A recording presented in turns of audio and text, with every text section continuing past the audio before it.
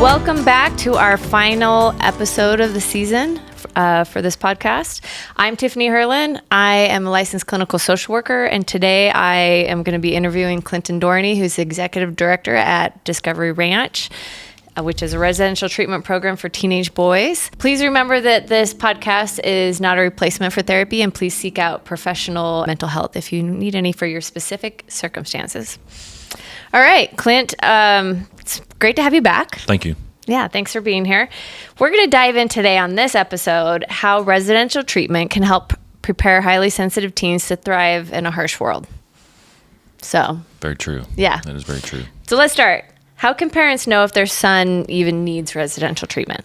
You know, we get asked that question a lot. How do I know my kid? You know, is it bad enough, or is, what's happening? And typically it's and a lot of parents wait a little too long. Frankly, they'll wait until the kid's almost 18 and then hope kind of like, hey, you need to. So the sooner is better. But it's that they've tried other things. They've tried outpatient therapy. It's not working. Or a lot of parents wait till school finally fails, when there have been signs all along, but that's like the last straw, and so then you've got more things to worry about and work up. But so don't necessarily wait till school failure happens. Yeah, or there's some big crisis, right? Usually at home, or something's happened. Well, and like we have a parent right now who's afraid to send him to treatment, wants it done a certain way. But I think it comes that they've tried outpatient therapy, it's not working. A lot of kids can just go tell the therapist what they want to hear, and then go do what they want, right? And a lot of times the parents aren't included in the therapy at all, and the therapist takes it at face value, and then there's no connection between what's said in the office and what's happening at home, or what's happening at school. No accountability at all. Yeah. When you need to close those loopholes, that's when I think residential treatment is needed, when there's no accountability anywhere. And it's because that's the way the system's built, right? If a kid really wants to go to therapy and get help, then it works, right? And we have a lot of people who do that. But for kids who don't want it, and they just want to do what they want to do and don't want to be accountable, and they can say what they want, and the therapist has no way of following up with it. That's the hard part about outpatient therapy, for sure. For sure. Yeah. And I think with an outpatient therapist, you kind of have to be a little soft or slow, right? You can't really push the way we can, because you're trying not to lose a client, and so you can push a little bit, but if you push too hard, they'll just not stop coming. Yeah. And so it's a little bit of a slower process if they're being forced to it. If they want to be there, then you can push all you want, right? There's a relationship, you can go a little faster as a therapist, I think, with someone who's motivated, but these kids are not motivated to be there.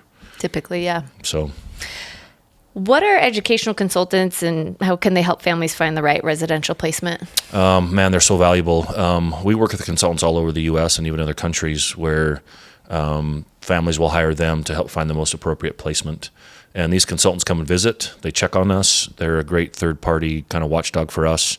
They work hand in hand with us at the same time and help guide families. And so they'll meet with the family, do their assessment, and because they've visited programs throughout the U.S., they know where to go, and they can shorten that time and that guesswork. They've done the groundwork for parents, so parents don't have to go through the internet, and because everybody looks similar on the internet. There's all the buzzwords, all the same stuff, and there's so many. And just Googling and is going to be overwhelming for parents who's in crisis, and they're not going to know the difference between a good program and a bad program. Exactly, and so. We would highly recommend working with a consultant. Also, they have a relationship with the people at these programs, and can act as an advocate for the family and their needs. Oh, totally. They're just so valuable. Yep. And they hold us accountable when they need to. Absolutely. Right? If we've made a mistake, they help, and we fix it and keep going. And so, yeah. I just wanted listeners to know that that's an option for them out there, and a valuable option as well. For sure.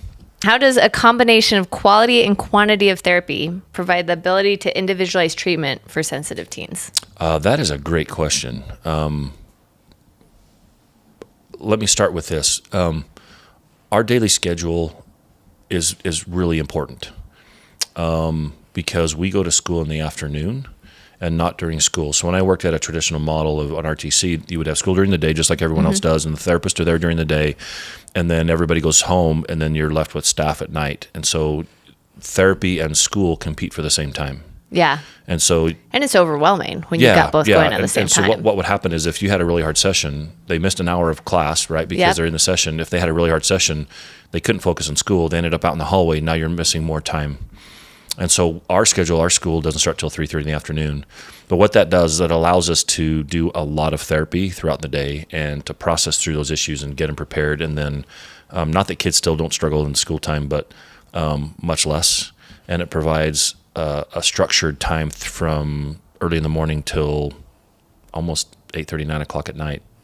And so there's just way more structure and a lot more help and support. So because we have teachers and TAs and tutors and staff up until late that night, there's tons of help. And if you look at the ratio that's required for the state, we're way over on that. And so it's more effective. So to answer your question, it allows us to have a better quality because we can spend the time we need to spend and not have to worry about getting back to class. So they're not missing school. And it allows us to do a lot more off-campus activities and a lot more things, an experiential model, right? Which for us, experiential is way more powerful because a kid can tell you what they want in the office, but when they get out with a horse or they get out doing cross-country therapy or cross-country skiing and rec therapy, they show you where they're at. Yeah. And so your ability to really know where the kid's at and instead of telling you where they're at all the time. Yeah. And so let's dive more into what experiential therapy, how does it help highly sensitive teens? Well, highly sensitive teens typically don't want to talk about stuff, right? They try to hide or they don't, their anxiety gets up and they do it. So an experiential model is you get out and learn by doing stuff, learning to do hard things. So it's a double benefit where it's getting them out of their comfort zone. Yeah, getting out of their comfort zone and they overcome themselves, but they're also learning more. They're growing more. They learn to overcome some of their fears by getting on a climbing wall, right, and getting up to the top. Or rappelling between two waterfalls out on a hike that we do, or you get them on a tandem bike with two kids, and the one in the back wants to be in control and the one in front's a little nervous. And so watching how that dynamic plays out. And so we do a lot more observing than people realize, because if you want to know what's on someone's mind, listen to what they say.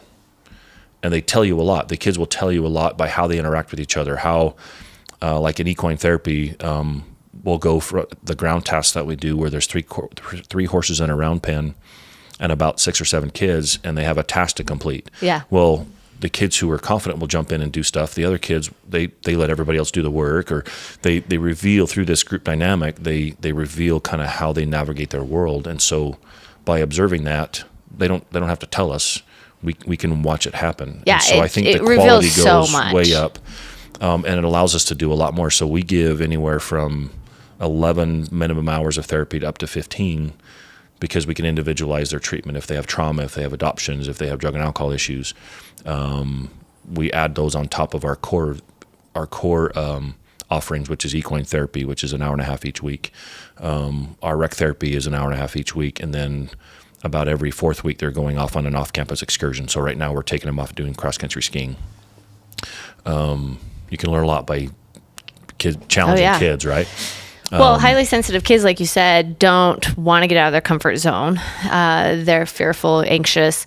And so asking them to get out of their comfort zone in these experiential therapy situations is really what's going to help them build resilience and that confidence like you're talking about. Oh, for sure. And to see them scared at the beginning of the trip, and then how much fun they had after, and like they learn to do hard things, and then you just see their confidence grow. And that's really what it's about. It's providing these opportunities and not letting them short circuit their experience, right? And so the kids will try to avoid and they try to do things, but we're right there to say, no, let's go. We're going. We're going to go, and then we're right along with them, right? The only way this works is you have to have a side-by-side approach. It can't be big me, little you. It can't be me forcing you to, right? I'm going to model this with you. And so go through it our with mentors them. Go with them, right? We go with them. Some of the greatest times is out there doing it with them. So agreed. Same as a therapist, getting out there. I've actually, I'm terrified of heights and gone out with my kids and students rock climbing before, Right, and they get to see you overcome a fear, and you set the example. And I think because of our schedule, it allows our therapists to be in all these activities. We don't send them to go do rec therapy. Our therapist goes with a rec therapist. Oh, that's awesome. With their caseload and goes out and does that. So because we're not competing with school, we have free access to the kids throughout the mornings, all the different things that we do and offer. So I think those combinations of things allows us to have higher quantity of therapy and also higher quality. Agreed. Totally. You talked about the equine program, the calf program, but expound on that. Sure. So I think it's so one thing is, I think if you told a kid he's going to get up and ride that horse from day one, they're going to say, no way, I'm not doing it. They'll especially if they're scared of horses. Yeah. And so I think we expose them to horses because I think every person has a fascination about horses and animals, and we get a lot of kids who love animals. But there's something about being next to the horse, and what we learn is that our horse professionals are horse trainers. They have done this for 30 plus years. They train horses. He happens to be a AQHA judge for different things. I mean, he around it his whole life, and they have a unique way of watching the horse react to the student. So what we watch for is if we get a student who's highly sensitive, the horse will become highly sensitive. That they mirror. Yeah, they mirror the student, and so a lot of it's watching. I had an experience one time where we were given a tour and we walked up and there was a group giving therapy, and the kid was just squared off, and he's like, "You can't make me do this. You can't make me." You could see his anxiety up, and I said, "Hey, can I sit here by you? Or can I stand here and watch?" And he's like, "Yeah." And then all of a sudden he's like, "Hey, can I come stand by you?" Well, sure. And I started asking him questions. I said, "Hey, where are you from?" He's like, "I'm from Louisiana." And then I kind of switched gears. I said, I'm kind of afraid of horses. He looks at me and he's like, "What, really? You're afraid of horses?" And I'm like, "Well, yeah, I didn't grow up around them. It's taken me a while to know and learn about them." And right then the equine guy walks up, and Jake was like, "Hey, can you hold the end of the rope so the horse doesn't walk off? Can you just hold over?" And right then the horse reached down, and it just wiped its nose on its, like it was doing something to its front leg. And he's like, "Look, the horse, it's trying to bite himself," And so you could still see this elevated anxiety of the kid, and we're like, no, it's okay. And then so Jake continued, and he just says, "Hey, will you hold the end of this rope?" And he's like, no, I'm not going to do anything. He's like, "I'm not asking you to do anything. Will you just hold the end of this rope? I'm not, the horse is right here, but will you just hold it so it doesn't walk away?" So he finally grabs the horse or the rope, and so I started talking to the kid a little bit more and understanding him, and "Hey, I'm afraid of horses too," and blah blah blah. And all of a sudden, out of the blue, he reaches up and starts petting the horse, and just kind of working through. And he's like, and he said this. He's like, "Well, I feel like a ninny." Because of what he said, it's easy to remember. And he says, "I feel like a ninny because I'm afraid of horses." And I'm like, "Man, yeah." So I just validated it and all that. And 2 months later, I walk by and he's out there again with the group, or maybe a month later, and he's like, "Hey, Clint, hi," and he's showing other kids how to do stuff. Like he had worked through that, and they worked him through the anxiety. And so it's powerful when they learn to overcome those things, their fears, their anxieties, and they gain confidence. And so it's awesome. Like that's horses are so amazing. They are. And so the awesome thing about horses is they're nonverbal animals, and the kids want to understand. And so there's a process of, we don't want to tell them anything at the beginning because it's a setup. We know that they're going to come to this process where they're going to ride at some point, right? But we want them to be familiar around the horses. We want them to feel safe. And the equine ground therapy creates that environment where they start to get to know the horses. And invariably the kids they'll get to know a horse that they like. And then when you ask them why they like that horse, they will describe themselves to a T. And they've bonded with this horse, and it's like an oppositional kid will choose an oppositional horse. A kid who wants nothing will choose a kind of a lazy horse, but then when they ride that horse, it's a battle, a mirror of themselves, and we know that's coming, right? And so it's awesome, and it happens consistently with the kids, and so we want them to have this experience, but the process ties them in, right? We're not trying to make them into cowboys. Yeah. Just like wilderness programs aren't trying to make them into hippies, right? Yeah. It's just not there. but they'll gravitate towards those things, but it's the principles that we're teaching, right? Yeah. It's then they can go from ground therapy. Everybody does ground therapy and everybody does horsemanship and riding, but then we can get into colt training and off-campus rides and just accelerate. If they want to keep going, they keep going. It's amazing, the progress. I had a student I worked with, terrified of horses, never been on them. He was like 6 foot kid, like huge. Yeah. And, get him on that horse. I mean, he ended up, reverting back to like a 5-year-old, just was so tired. And then asked him to jump over this jump, and he had such bad negative self-talk and was so scared. But when he finally did it and overcame his negative self-talk and got that horse over that jump, it was like he was a new kid. It was so powerful. So I've had those experiences with these horses that are just, and it's not like I told the horse to do that or to, set that up. They can read the kids. They read the kids. Amazing. They can feel it, right? Yeah. So there's a lot of information around the equine, and they're way more sensitive than we are, and they can read us. Yeah. And so a horse trainer can look at the horse and go, that's what's happening with this kid. They're miraculous creatures. It's awesome, right? Yeah.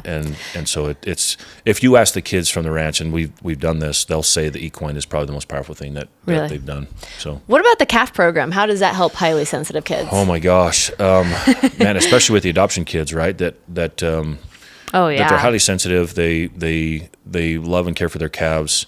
It's a mirror of life, really. It's them becoming the surrogate parent. They're going to take this calf and they're going to bottle feed it 3 times a day, and they're going to care for it. We give them the immunizations. Really? That's awesome. We take care of everything. But it's awesome to see how kids love and care for their calf. They name it. One of my favorite names was 2%. That's a great one. And these calves are actually the Holsteins, the black and white cows.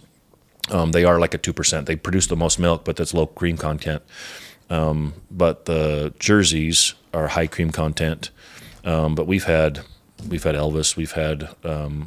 We've had kids name him after a therapist from their wilderness program that's before awesome. coming, and just but 2%. And there was another one that anyway. Just the kids really get into it, and it exposes them to some of their fears of caring for something and losing it, right? That not that they're losing the calf, but that there is a fight for their lives. There is a chance that the calves will pass away because their antibodies don't kick in. I didn't know that. Yeah, that's fascinating. So there is a certain percentage that we lose, but it's all part of that process, right? That it's exposing them to these things and them gaining resiliency and realizing that life goes on, because they're going to face loss at some point in their life, and many of them have.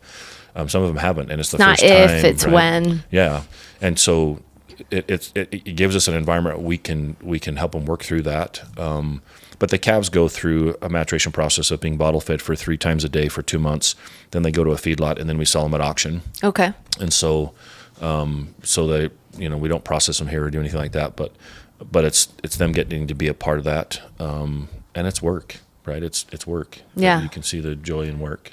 It's got to be such a powerful program. It is. One thing that we watched, and I wish we had said that we knew this at the beginning, but we watched our adopted kids. They love the calf. They jump right in. And, I bet. And that transition from the first calf to the second calf is huge.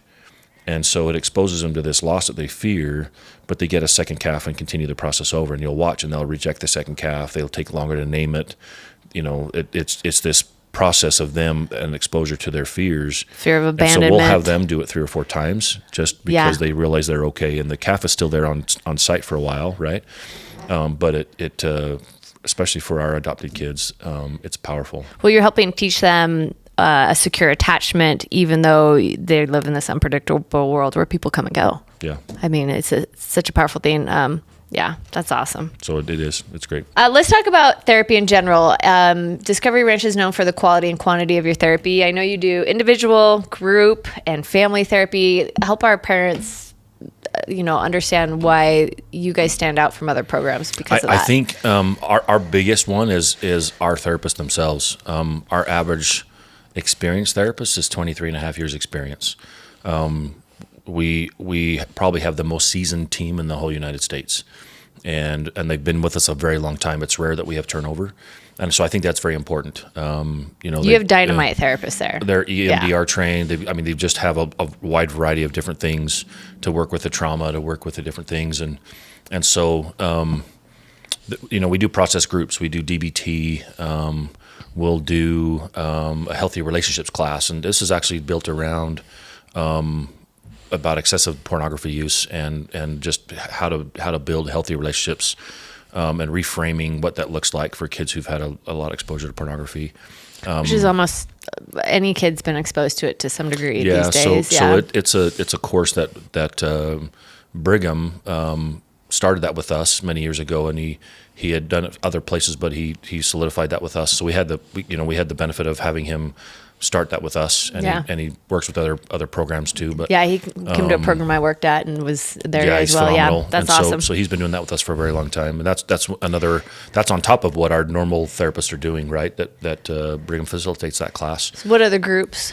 So we do equine. That's an hour and a half long each week. We do DBT, a process group, which is dialectical behavioral therapy for Correct. our parents who may not understand that term. Well, and a lot of that's about mindfulness, Yeah. helping them become aware of themselves and how they navigate their world and their mindsets and things. So there are a lot of acronyms and things that we teach them and they pass off. Well, and that's highly researched and so helpful. Yeah, it's a big one. It's awesome. And you can apply it anywhere, Yeah. right? There was one time I got in an argument with someone who said DBT did not work for kids on the spectrum. Oh. And they were wrong. Yeah. And so that actually helps a lot because it gives them a self-awareness. It gives them an actual concrete skill to learn. I was just going to say that. It's concrete. And apply. It is. Exactly. And so, Marshall Linehan did a great job of making that very concrete for them. And so it actually works awesome for them. And once they learn it, it's a life skill, right? It's an emotional life skill. So, well, once kids powerful. on the spectrum learn something, they're dialed in. Right. And so, right. yeah. So they learn those. Let's talk about family therapy. Yeah. So family therapy happens each week. We'll do it either telephonic or over Skype or Zoom. And that includes the parents, the kid, who? Yeah, the kid and the parents. So we want to connect the families as much as we can, and so we kind of have a leeway where they get at least one individual session or two, and then a family session. But if they need more family and less individual, then we can mix and match depending on what they need, and part of that depends on where they're at in the process, right? If they later on in the program, we're going to do more family work because we're getting ready to transition, and our therapist will actually fly home to their houses and help with that as part of their transition process. It's awesome. And so it's awesome. I had an experience where I brought a kid to a wedding.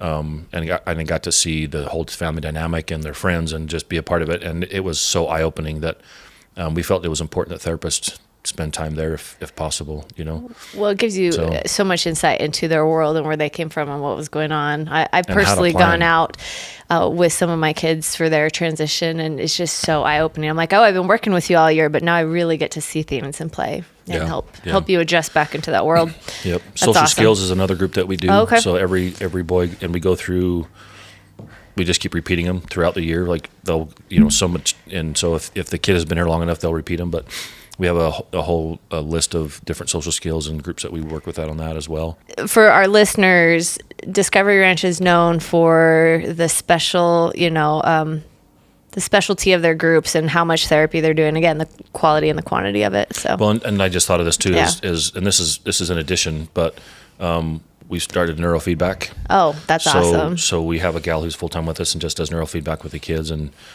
it's awesome to see their before and after scores and how much it affects their brain and memory and just Reader's Digest improves. version of what that even is for our listeners who don't know.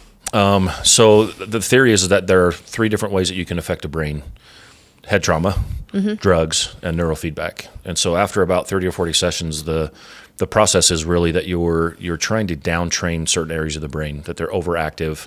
So there's a pre-test before that they go through and hook up the electrodes and do that, and then you play a game with your brain, or you watch a movie, right? So you're watching a movie, but if you're not focused, or if you're not doing whatever's right, and you figure it out as you watch, it helps your brain change. It rewire the neurotransmitters in your brain. And so through the pre and post test, you can see where all that's been affected. But if you lose focus or you're not doing things right, then the movie stops. Interesting. And so it's a whole device that they're connected to that goes through a computer and fast enough. And so it's a biofeedback, it's basically. biofeedback. Yeah. Okay. So it's super powerful. The kids will tell us that they can focus better. It just helps. It helps with a lot of different things. The brain has neuroplasticity of what we've learned. It can change, you can rewire. And so this is a great tool to do that. Yeah. Let's jump to, because you guys are really known for your relational approach. And I know you've been working hard to really help your culture and your staff hone in on what that means. So help our viewers. Well, everybody says that they're relationship based, Yeah. right? And so if you really dive into what relationship means, you'll have some programs say, well, we spend a lot of time processing, we spend all this time validating. If we hug them, it's almost like if we hug them enough that they'll pull their heads out and change. I just need to love them more. Yeah. Yeah. And the reality is that is an important piece. But if you don't have, it's kind of like building a house. If you don't have the foundation of the house, you can't build a sturdy house. And so the relational model for me, that as we kind of worked through this and kind of created that, it's really about a structure combined with the relationship. That if you have two pyramids, one facing up and one facing down, when a kid first comes in, they don't know us from Adam, right? They don't know who you are. There's no relationship yet. All we really have is structure. And most of these kids have not had a lot of structure or too much or this, that. So there's this balance of finding the structure that helps them understand cause and effect. And that's the relational model where we provide a lot of structure. We understand that there's little to no relationship at the beginning, and over time and experience builds a relationship. And our ultimate goal is to build a relationship of trust. But the saying that I use is that trust is gained in drops and lost in buckets. That we can make one really major decision, and we ruin a lot of trust with society. And if society doesn't trust us, where do we go? Yeah, we end up in jail, right? I mean, at the end of the day, those are there because if we make a serious enough decision, then someone else takes over for our lives. And so we have that conversation with them of understanding that everything you do has a consequence, both positive and negative. And as you go through our level system, and it's pretty fluid, where we want it to reflect how they're functioning, and they can raise up pretty quick and they can drop pretty quick, and they can regain it back based on them making amends or rectifying whatever it is that they're working on. And so it's pretty fluid in that sense, and it mirrors them pretty quickly. But we want them to maintain that level of functioning, because if you do good, you get good, right? And it's this relational model of, if I make good choices, I'm going to have good things. Yeah. Even though bad things might happen to me, I can still make choices out of those things. And then we go from a shift from this external locus of control, which we're imposing safety on them, right, to them imposing it on themselves, because that's what you want them to go function in society. And so the pyramid gets smaller at the top because that's structure. Yeah. But it gets larger at the top of the other one because that's relationship. Oh, yeah, that makes sense. And so it is relational. We can actually put that. I know you have a PowerPoint. Yeah. We'll make sure we put that on our video. Yeah, we can post it on there. But it really is. It's these two inverted pyramids, because if it's self-imposed structure, then that allows for all the relationship, right? And so it is a relational model between those two things. But some people think that structure is bad, or that a level system is bad. And so for me, it's the level system is there, so it defines it. Yeah. How do you know you're doing well? If it provides guidance, it provides boundaries. It provides goals, and it provides objective means to then verify if a kid's doing well. And anyway, so. Well, real quick, Brene Brown actually talks about boundaries allow for greater compassion in relationships, and without them, you just end up becoming resentful when you don't have that structure and those boundaries in place with people. So, I mean, it's kind of the same idea that with structure and that routine and those boundaries in place, they're actually able to have better relationships. Well, if you look at the research, kids want structure. Yep. They want predictability. They want to feel safe. It creates a secure attachment. Yes, it does. And so ironically, it's by being consistent as a program, by following the rules, by following that stuff and holding them accountable, they actually feel safe. Then their anxiety goes down because their world becomes predictable. Well, it doesn't mean they're not going to fight you on that structure. No. It's especially initially, right? Yeah, oh yeah. Initially they fight it because that's how you know you're on the right track. Uncomfortable, right? Because it's uncomfortable. They want the control, but then when they leave, what's ironic is that their anxiety will spike a little bit when they're getting ready to leave, because they're like, I feel safe here. Yeah. And now I'm going to something where it's I have this support network, I have this stuff, and granted we pull the strings off, right? As they get higher in the levels, they get way more freedom. They can do all that stuff, and they become a quasi staff. And I always tease them. It's like, now that you're fun, you're going home, right? Now that we enjoy being around you, you're leaving, right? And so those relationships are there, but that structure does create a level of safety. Well, it's consistent, it's predictable, which helps them feel safe. Well, and we have kids who, when they leave, they'll struggle. And those who are honest, we had one recently that said, I'm struggling. I wish I was back at the ranch. And when he left, he didn't want that, right? He tasted what we did. He struggled. He went home. But now that he's in a situation, he's like, I wish I was back at the ranch. I had support. I had help. I had safety. And you guys were right, basically. And so he's being really honest about where he's at. And so we reached out to him and said, hey, you learn things here. You can do this. You can pull yourself out, right? You know what that looks like. Yeah. Go for it. How do role models of a healthy relationship help sensitive teens build resilience? So I think when they see it modeled, it gives them a level of safety. You know, that they can see that it actually works when they experience it themselves. Because we'll have kids who come to the ranch and they have this experience. They go home and like, I get to do what I want. They turn 21, they can drink, and it's like, I fell back into that pit, and now they'll say, I remembered what you taught me, and now I'm 2 years sober. I'm doing this. You know, here's what I put my into life, because they kind of experience. I mean, everything in life is hey, I like this, I didn't like this. I'm back to understanding what made me happy, and now I've put it back into my life. Which was a healthy relationship. Yeah. I get that same thing all the time with my students I've worked with, yeah. But sometimes you have to know the difference, right? Yeah. And so it's like, hey, they've experienced it here, they struggled in college or whatever, and now they're saying, hey, I'm doing it. Yeah. So it might not come right away.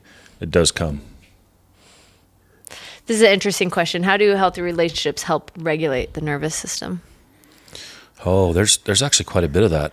Even just I mean, there's sitting with somebody. Yeah, there's co-regulation. Yeah. The animals help with that too. There's a whole horses lot about and the dogs. the electromagnetic field of the hearts and brain. Mm-hmm. You know, there are a lot of those things that happen there. So. Well, let's explain to our listeners. I mean, if you were to hug someone that you trust and love until you have this kind of letdown, people say 8 seconds. Yep. It's usually about 8 seconds. Yeah. I mean, go try it at home with your significant other, or even your teenager. I do this with my teens when they're having a hard day. Mm-hmm. I'll just be like, hey, let me just hug you. We've kind of got off on a wrong, start since you got home from school, and I'll feel this resistance, and then slowly over time they just kind of melt. I'll actually say 8 seconds. Yeah. I'll say it. I'll count it. Yep. And it's just incredible because you actually can help each other regulate your nervous system. Same with, dogs can be trained to actually know when, someone's breathing changes, when their blood sugar level drops. I mean, it's incredible what animals can do as well with that. When you teach them, part of the DBT is becoming self-aware of those things, and then the skills to calm yourself down, and to self-regulate. And so the mindfulness piece, and then how to distress tolerance, right, is one of the skill sets. So it's how do you deal with not that you're never going to get rid of anxiety, right? You're like, and it's not there's always a certain bad. level of pressure that we feel in just daily life, right? But how do you deal with it? Yeah. And so that's, I think, the most powerful tool. Why is it important for sensitive teens to turn their natural inclination from selfishness to selflessness? I struggle with this part, and let me explain that. Okay. So I hear in the world of you've got to take care of yourself, and that can be a very slippery slope. The Dalai Lama says this whole self-love stuff, get rid of it and go out and serve. So his approach is like, dude, get rid of that stuff, right? Get out and serve and be of service to people. And so there's clearly there's got to be a balance, right? That you've got to take care of yourself and know when to say no. But being selfish, I don't know anybody who's happy and selfish. I agree. But I know a lot of people who were selfless and happy. I think a lot of the world's trials and people's anxieties and fears could be solved from I think less selfishness selfish. is the root of all evil. Right, it's relationships are ruined by selfishness, right? Oh yeah, so there is a need for them, and I think the program we'll do stuff for Santa. We do buddy ball where we go out and work with kids that are physically disabled, and we teach them to play sports. And there is a power in that room that makes you cry every time. I bet. And those kids are special kids. The families are awesome, and our kids get to go experience that and see what it's like to not have what they have. And it's humbling, and so we get to be a part of the VIP program, right? Yeah. And so I think that the CAF program, learning to serve and sacrifice, to have interdependency in that relationship, going back to that term, right? That you in order to have healthy relationships, selfishness can't be there. Well, I think all the kids who come to programs like Discovery Ranch, they're so focused on themselves, and me, and being a victim, and why life isn't fair. Why can't I get Oh, this? yeah. You know, Yeah. and self-destructive behaviors, and being able to help them see outside of themselves through all the things we've talked about is what really helps them realize there's more to what their world is, Yeah. and that they can help build resilience and confidence. And Well, I think the fun part is we get to model that behavior, right? That really has to start with us. We have to be healthy ourselves before Absolutely. we can help someone else. And I think systematically you have to create that environment as well in the residential treatment center. And so your staff, they're amazing, right? That they get to model that behavior. They get to hold them accountable. We get to go, we took them up fishing. We went and did ice fishing last week. oh, cool. And to see the fun and the excitement, first time the kid ever caught a fish, and those experiences that we can provide for them are just awesome. And it's part of it's the sacrifice that we're doing for them, right? And we're modeling what they can do for their kids down the road, and to model that, and we get the fun part is we get to talk about that stuff all the time. It's awesome. So Last question for you. sure. How does Discovery Ranch teach positive coping skills? I think, there are a lot of coping skills there, and they could be positive or negative, but there are a myriad of different ways to teach those things. But I think the most powerful part is that we do it through the experiential model, because we put them in situations where they have to use the skills or not use the skills. And so when they do, we reward it, right? And even I kind of look at some of their behaviors are on a number line. The kid might have a behavior that's a -10, but when he gets to a -8, that's still progress. Oh, absolutely. And you have to recognize that progress. Granted, the goal is to get him in the positive 10, right? But, Yeah. But that moving across that number line, and so you have to model that of like, hey, that's a win. You used to take an hour to settle down. Now you only took a half hour. Now you're down to 5 minutes. And hey, now you're not. This behavior's gone. Yeah. And so you have to honor the wins, even though it's still in the negative, if that makes sense. Oh, absolutely. And so those coping skills, like that, Yeah. if we're not teaching skills at the end of the day, then we're not worth anything. Because it's not whether we care about them. It's not whether, right? It's at the end of the day, they have to leave with these skills so that they can function in life. I think the beautiful thing too is with experiential therapy, there's natural positive consequences as well as negative. So Totally. when they Totally. have their wins, it happens naturally. Right. And it's not someone imposing it on them, right? And Right. that just boosts their serotonin in their brain so much. Totally. And I think the probably the biggest natural consequence is trust.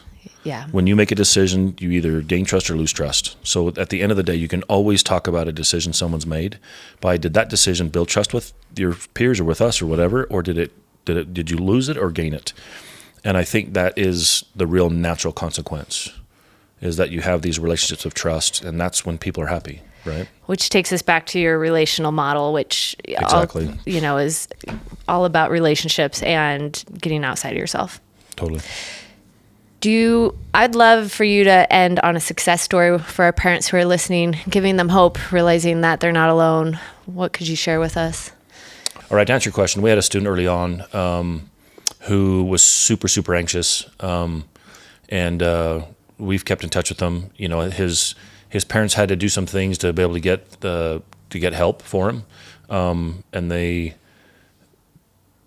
brought him to us with very little hope, and he was with us for a year and a half, almost 2 years. Didn't you say he was like over medicated? Yeah, they had to medicate him to kind of keep things under control. He was just highly sensitive. Yeah, and we were able to knock that down.